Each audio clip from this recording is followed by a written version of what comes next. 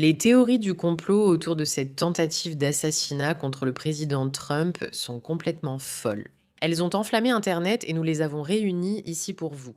Du plan de la Maison-Blanche à l'idée d'une sécurité relâchée par les services secrets.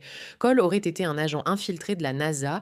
Je veux dire, littéralement, toutes les idées stupides auxquelles vous pourriez penser, ils y ont déjà pensé. Mais encore plus que ça, nous avons maintenant le manifeste de cet auteur présumé de la tentative d'assassinat. Je suppose que c'est un mot, et les informations qui sortent sur ce qui s'est passé, comment ça s'est passé, sont dingues. Je veux dire, il y a des vidéos qui deviennent virales montrant certains journalistes en train de voler des choses lors de l'événement. Des gens débattent sur l'absence de sécurité. Pourquoi la sécurité était aussi mauvaise? Est-ce que J.D. Vance a été évacué avant Trump? Est-ce que tout cela était une dissimulation? Que se passe-t-il? Il y a tellement de détails à analyser. Dieu merci, le président va bien, tout le monde va bien. L'agent du service de sécurité qui a été touché alors qu'il portait un gilet va bien aussi. Le seul qui ne va pas s'en sortir, c'est Cole, qui en fait n'a pas été tué malgré la rumeur qui s'est répandue partout. Il n'a pas été tué et il a maintenant admis avoir tenté de blesser certaines personnes lors de cet événement. Ce n'est pas très clair, mais passons en revue tous les détails. Comme je l'ai dit, c'est fou. Soyez donc patiente avec moi, c'est vraiment le pire d'Internet. Nous allons commencer par son manifeste, car il va beaucoup nous révéler sur ce type. Bienvenue dans le Pushback, je suis Meiraka, votre animatrice. Abonnez-vous et rejoignez-nous. Notre mission est de changer les médias et de riposter. Si vous cherchez une voix majoritaire rationnelle, vous êtes best parmi les vôtres. Heureuse tente de vous accueillir. Lisons ensemble. Bonjour à toutes et à tous. J'ai sans doute surpris beaucoup de monde aujourd'hui. Oui, Cole, tu l'as fait. Je présente mes excuses à tous ceux dont j'ai abusé de la confiance. C'est très gentil, Cole. Pourquoi ne pas t'excuser d'avoir tenté de tuer quelqu'un? Bref, j'excuse auprès de mes parents d'avoir dit que j'avais un entretien sans préciser que c'était pour la liste des personnes les plus recherchées. Je m'excuse auprès de mes collègues et élèves d'avoir évoqué une urgence. Au moment où vous lirez ceci, j'aurai très probablement besoin d'aller aux urgences, mais on peut difficilement dire que ce ne soit pas de mon propre fait. Pourquoi il écrit ça comme une comédie? Je ne vous montre même pas l'écran, c'est mon erreur. Je présente mes excuses à tous ceux que j'ai mis en danger en voyageant ou en séjournant à l'hôtel, y compris les passagers, le personnel et les personnes présentes. Je m'excuse auprès de toutes les personnes maltraitées ou tuées auparavant, de ceux qui ont souffert avant mon action et de ceux qui pourraient encore souffrir, que je réussisse ou non. Oh là là, quelle grandiloquence de dire je m'excuse auprès de tous ceux qui ont été tués et maltraités avant cela, parce que je n'étais pas là pour vous sauver. Malheureusement, Cole, non, tu n'as sauvé personne des méfaits de Trump.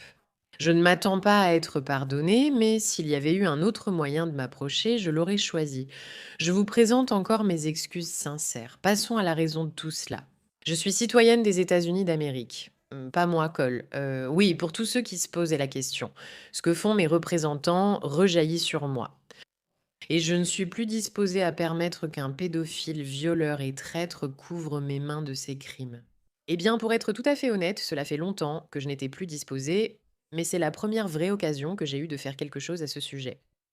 En parlant, j'aborderai aussi mes règles d'engagement, sûrement maladroitement, mais je ne suis pas militaire.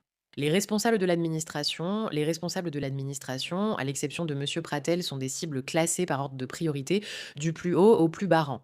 D'accord, il dit ici que n'importe qui dans l'administration était une de ses cibles. Pourquoi mettrait-il ça? Ça lui vaut littéralement la prison à vie. Je pense qu'il est idiot, comme on le sait. Les agents du secret service ne sont des cibles qu'en cas de nécessité et doivent être neutralisés sans les tuer si possible. J'espère qu'ils portent des gilets pare-balles, car un tir au centre de masse au fusil à pompe amoche sérieusement ceux qui n'en portent pas.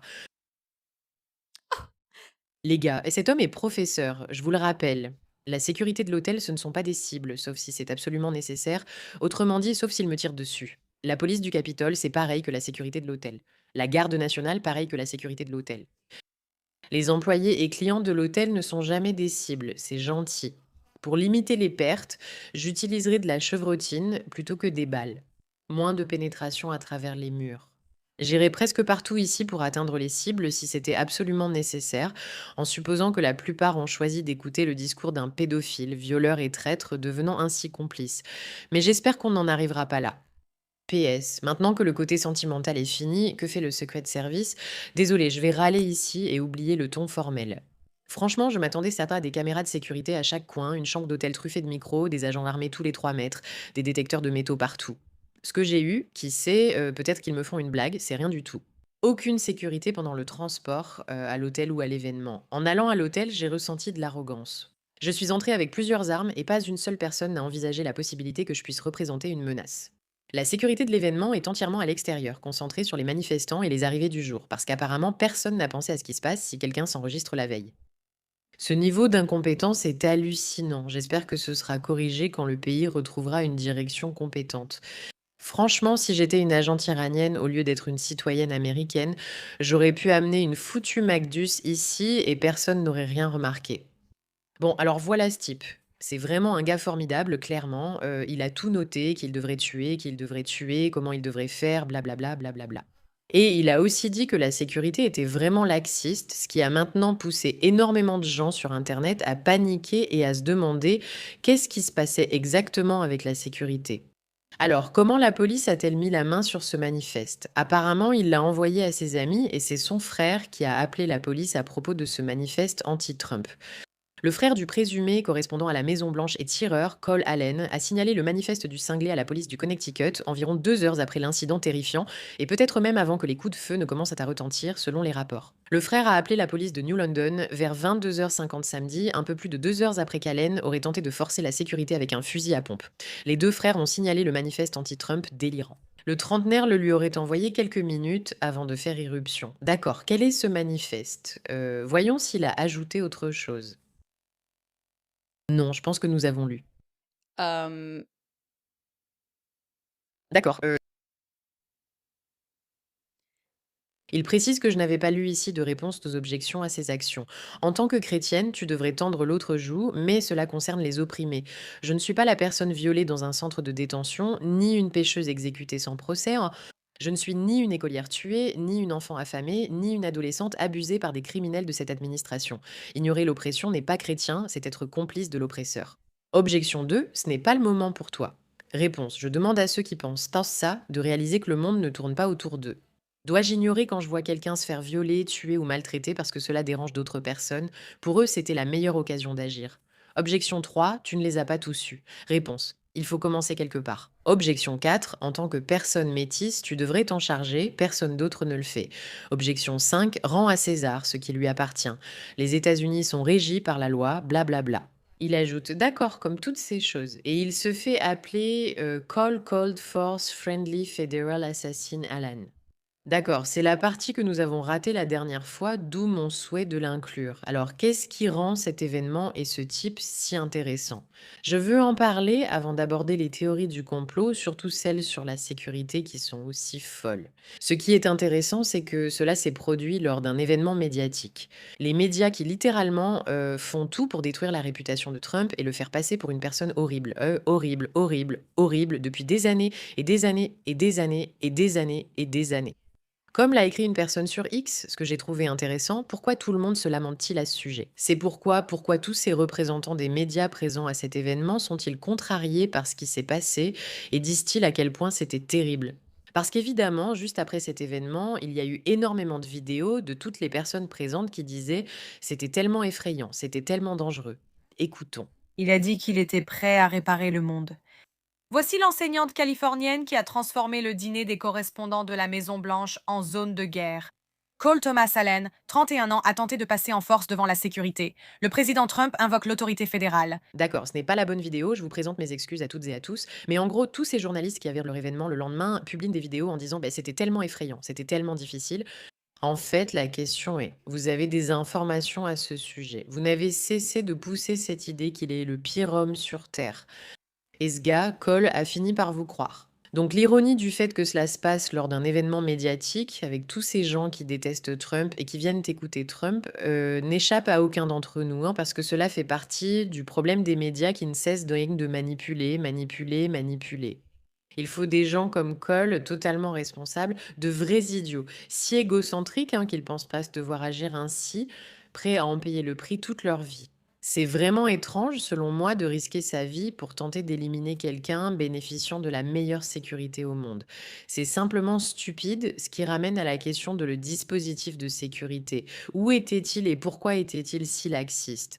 Et les gars, c'est une vraie question parce que j'ai vu maintenant plusieurs rapports partout, sur tous mes réseaux, sur mon fil X, qui disaient, par exemple, «J'étais à l'événement». Je n'ai pas été contrôlée, sauf à l'entrée de la salle de bal où on m'a demandé ma carte d'identité. Les résidents de l'hôtel n'étaient pas vérifiés. Et souvenez-vous, ce gars-là séjournait à l'hôtel la veille, il est entré avec toutes ses armes, peu importe, hein, il n'a pas été contrôlé, ce qui est c'est normal. Je ne crois pas qu'on te contrôle à l'entrée d'un hôtel, mais il a été arrêté seulement quand il a tenté de foncer dans la salle de bal, là où il y avait de la sécurité. Bien sûr, il y avait une certaine forme de sécurité, mais les gens se demandent ce qui s'est passé, surtout avec la vidéo de J.D. Vance. Je ne sais pas si vous l'avez vue, on l'a analysé dans notre vidéo d'hier, où J.D. Vance est sorti en premier et pas Trump. Que se passe-t-il? Tout cela est dû à un fait très simple. Le président doit avoir un chemin de sortie très clair qu'ils étaient en train de dégager avant de le faire sortir. Alors que pour J.D. Vance, la menace pour la sécurité était un peu moindre, il pouvait donc simplement le faire sortir. Il devait s'assurer que Trump était en sécurité. D'accord, c'est un point à part. Mais les gens se demandent ce qui s'est passé avec les services de sécurité, non? Et une autre chose que j'ai entendue, c'est que apparemment ils ont aussi moins de financement en ce moment à cause de tout ce qui se passe avec les démocrates. Mais les théories du complot autour de tout ça sont vraiment intéressantes. Et je veux parler de la réaction de Matt Walsh, d'accord? Parce qu'elle nous donne toutes les informations dont on a besoin. Je suis officiellement convaincue que c'était un canular. L'administration Trump a recruté un gauchiste, un électeur de Kamala Harris qui déteste Trump, pour participer à une tentative d'assassinat mise en scène. Cela inclurait les scènes où il se fait tirer dessus, puis il serait enfermé dans une prison fédérale pour le reste de sa vie. L'électeur de Kamala Harris a accepté ce plan contraire à ses intérêts politiques et personnels car il est tout simplement très généreux. Pendant ce temps, l'administration Trump, après avoir planifié plusieurs faux complots d'assassinat, a choisi de garder leur bouc émissaire en vie en le maintenant comme un risque permanent au lieu de le tuer facilement. Ils ont fait cela parce qu'ils étaient vraiment étrangement généreux, d'une manière très particulière et bizarre. Donc en résumé, nous avons un scénario où toutes les parties impliquées agissent contre leurs propres intérêts, sans réel avantage discernable pour aucune d'entre elles. Il n'y a aucune preuve de ce plan. Cela n'a même aucun sens intuitif. Les motivations de chacun sont floues, parfois insensées, mais j'y crois car je suis très intelligente. Avant même d'aborder les théories du complot, c'est justement cela, car c'est tout l'art d'une théorie du complot. Ça part de quelque chose qui se passe et ça te fait te poser des millions de questions sur ce que ça pourrait être, comment ça a pu arriver et ce qui se passe vraiment. Alors que les faits te disent en quelque sorte la vérité. Un homme a fait irruption. Il y a des images vidéo. On en sait assez sur lui. Il a écrit un manifeste. On sait qu'il adorait Kamala et qu'il détestait Trump. D'accord, donc il a essayé de l'éliminer. Voilà, c'est tout. C'est là que les faits devraient s'arrêter. Et bien sûr, si tu es le FBI, tu dois enquêter et approfondir l'affaire. Mais en même temps, regarde à quel point ces gens sont stupides. D'accord. Avant que tous les allumés de Google Trends ne s'emballent, voici Cole Thomas Allen, dont les recherches ont explosé la semaine dernière en Suisse, à Taïwan, en Chine, en Centrafrique, en Éthiopie, à Gibraltar, en Moldavie, en Corée du Sud et en Tanzanie. Ouh, c'est effrayant. Donc tu peux voir qu'il y a eu une explosion de gens qui ont recherché ce type il y a quelques jours. Est-ce que c'est vrai? Est-ce que ce n'est pas vrai? Est-ce que c'est fabriqué? Est-ce que c'est de l'IA? Impossible de savoir. Mais c'est le genre de truc qui fait dire aux gens: «Waouh, c'est tellement effrayant, tellement cool». Je dois dire que si tu veux devenir viral sur internet, tu peux inventer une donnée étrange et la publier. Et c'est un des problèmes de l'IA. Je ne dis pas que c'est inventé, peut-être que c'est vrai. Peut-être qu'un autre Cole Allen a fait quelque chose de bizarre. Mais ça m'est égal car ça n'a rien à voir avec la situation réelle. Ici, nous avons même Evan Kilgore qui est obsédé par Candace Owens. Donc voilà ce que ça peut te dire, mais assez parler de ce qu'il pense. Selon le profil LinkedIn de Cole Thomas Allen, il a effectué un stage à la NASA en 2014. Cette année-là, la NASA a publié un article coécrit par Henry Martinez. Un utilisateur X nommé Henry Martinez n'a publié qu'un seul message le 21 décembre 2023. La publication disait simplement Cole Allen. Donc cela doit être une preuve suffisante du fait qu'il est un espion de la NASA, ce qui explique pourquoi il a assassiné Trump. Je veux dire, évidemment, pourquoi n'y ai-je pas pensé moi-même? Ça a tellement de sens. 3,4 millions de vues sur ça, d'accord? 3,4 millions de vues sur ce post débile. D'accord. Maintenant, bien sûr, avec toutes ces théories du complot bizarre, les gens s'en prennent vraiment à Trump et prétendent que le manifeste a quelque chose à voir avec lui. Et c'est vraiment agaçant. Cet article de 60 minutes m'a vraiment énervé, je ne vais pas mentir. Et peut-être qu'on le reverra une autre fois parce que je pense que ça mérite sa propre vidéo si on en arrive là. Mais les médias, les médias, les médias, les médias, les médias ont joué un rôle tellement énorme dans tout ça. Et je pense qu'on devra se demander qui est responsable. Au fait, voici une vidéo de Cole Allen. Cole Allen a développé un prototype de frein d'urgence pour fauteuil roulant. Les freins de fauteuil roulant ont tendance à bloquer les roues, mais ne bloquent pas vraiment le fauteuil au sol. L'idée avec ceci. D'accord, donc c'est lui. On n'a pas vraiment besoin d'en voir beaucoup plus sur lui. Mais je veux parler des médias un instant parce que ces vidéos sont devenues vraiment virales, montrant des journalistes à la Maison Blanche prendre des bouteilles, d'accord? Ils volent vraiment pendant cet événement. Je ne sais pas qui est cette journaliste, mais elle va se faire virer. Elle va se faire virer. Et ça en dit long sur l'intégrité médiatique des personnes présentes. Un autre débat s'ouvre sur la véritable responsabilité. Regardons cette vidéo un instant. Donald Trump apparaît dans les dossiers Epstein des milliers et des milliers de fois. Dans ces dossiers, il y a des allégations extrêmement troublantes concernant Donald Trump, l'accusant de violer des enfants et de menacer de tuer des enfants. Cela vient d'un représentant démocrate, Ted Lieu. Il fait face à des appels à la démission après avoir diffamé le président Trump en l'accusant de pédophilie ou d'abus sexuels, ce qui a été pris en compte par le WW. D'accord, nous devons parler de la rhétorique qu'on entend ici. D'accord, nous devons parler de la rhétorique qui a mené à ces événements, parce que quelque chose ici ne va pas. Vous savez quoi? Regardons, oui, la vidéo de la personne qui a interviewé Trump, cette femme qui a interviewé Trump juste après que l'événement se soit produit. Voyons cela. Faire référence à ce qu'on appelle un manifeste est quelque chose de stupéfiant à lire, Monsieur le Président. Il semble y évoquer un mobile. Il écrit cette citation: Les responsables de l'administration, ce sont des cibles. Et il a aussi écrit ceci: Je ne suis plus disposé à permettre à un pédophile, un violeur et un traître de couvrir mes mains de ses crimes. Quelle est votre réaction? J'attendais que vous lisiez cela, car je savais que vous le feriez, parce que vous êtes des gens horribles. Oui, il a bien écrit cela. Je ne suis pas un violeur, je n'ai violé personne. Oh, tu n'es pas un pédophile? Tu penses qu'il parlait de toi? Excuse-moi. Je ne suis pas un pédophile. Tu as lu ces conneries écrites par un malade. J'ai été associé à des choses qui n'ont rien à voir avec moi. J'ai été totalement innocenté. Tes amis du camp d'en face sont ceux qui étaient impliqués avec, disons, Epstein ou d'autres affaires. Mais je me suis dit, bah, tu sais, je vais faire cette interview et ils vont probablement... J'ai lu le manifeste. Tu sais, c'est une personne malade, mais tu devrais avoir honte de toi de lire ça parce que je ne suis rien de tout ça. Ils n'ont jamais appelé ça un manifeste, c'est incroyable, d'accord? Ils n'apprennent jamais, franchement. Ce groupe de médias, voilà, ces gens qui sont là, c'est juste après cet événement. Bien sûr, ils doivent lui poser la question. Je fais juste défiler des informations supplémentaires. C'est pour ça que je ne regarde pas la caméra. Désolé, bien sûr, ils doivent lui poser la question à ce sujet. Bien sûr, c'est logique. Qui ne voudrait pas lui poser des questions à ce sujet? Mais en même temps, au lieu de se rendre compte de leur erreur et de se dire: «Waouh, on a assisté à un événement où quelqu'un s'est fait tirer dessus et c'est quelque chose d'horrible» et il est peut-être temps qu'on se ressaisisse et qu'on arrête de répandre sans cesse des discours haineux. Ils font une interview le lendemain, le soir même ou peu importe et insistent auprès de cet écrivain. «Vous êtes pas un pédophile? Oui, c'est vous ce gars-là». D'une certaine façon, ça a du sens. Bien sûr, c'est ce qui s'est passé. C'est fou et ils portent la responsabilité. Ce genre d'action, les médias continuent de pousser et de pousser et de pousser et de pousser et de pousser et de pousser cette idée que Donald Trump est la pire personne qui soit, que cette administration est la pire qui soit, que les républicains sont les pires personnes qui soient. C'est pourquoi la violence devient de plus en plus un comportement banalisé alors qu'elle ne l'est pas. Ce n'est pas le cas. Écoutez, il a été élu démocratiquement, que cela vous plaise ou non. Vous n'êtes pas obligé d'aimer cela. Vous n'êtes pas obligé d'apprécier ses politiques, mais vous n'avez pas le droit d'aller là-bas et d'essayer de tuer cette personne simplement parce que vous n'êtes pas d'accord avec lui. Maintenant, comme l'ont dit Konstantin Kissen et Elon Musk, et je suis d'accord, traiter ses adversaires politiques de nazis pousse des gens complètement dingues à vouloir les tuer. Qui aurait pu prévoir cela? Elon Musk a déclaré: s'ils sont prêts à mourir pour tuer, imaginez ce qu'ils feront avec le pouvoir politique. Je pense qu'on résume l'histoire car les médias traditionnels l'ont à peine couverte ou n'en ont pas parlé comme ils auraient dû alors que cela s'est produit lors d'un événement médiatique. Le lendemain, tous les journalistes l'exploitent pour gagner en notoriété sans en tirer de leçons et continuent de promouvoir cette idéologie de haine au lieu de reconnaître qu'il faut faire quelque chose face à ça. Les journalistes profitent de l'événement sans scrupule, posant à Trump des questions horribles, notamment sur un manifeste rempli d'amertume. La vie de cet homme est finie. Courpoux. Il est parti, et pas mort, mais disparu du monde. Il va maintenant être en prison.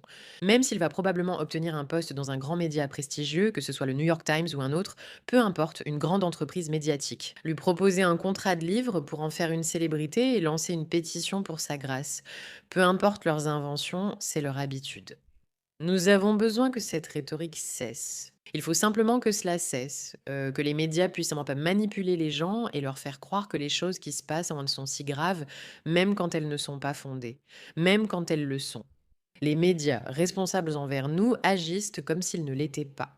Ils agissent donc comme si la seule chose qu'ils voulaient, c'était avoir plus d'audience, gagner de l'argent, ce qui est vrai, mais ils prétendent avoir de l'intégrité. Et c'est ça le vrai problème. Parce qu'au final, toutes ces théories du complot qui pullulent sur Internet, Israël a fait ceci. Les services de sécurité a menti. Et il y avait trop de laxisme, la sécurité était trop laxiste, ils ont pu entrer. Et ils ont dû faire ça intentionnellement. Donc c'était la Maison Blanche. Tout ce bavardage ahurissant est là juste pour vous distraire du fait très simple que des gens sont endoctrinés chaque jour à la violence. Et voilà ce qui finit par arriver si la violence continue. Merci de votre attention à ce sujet.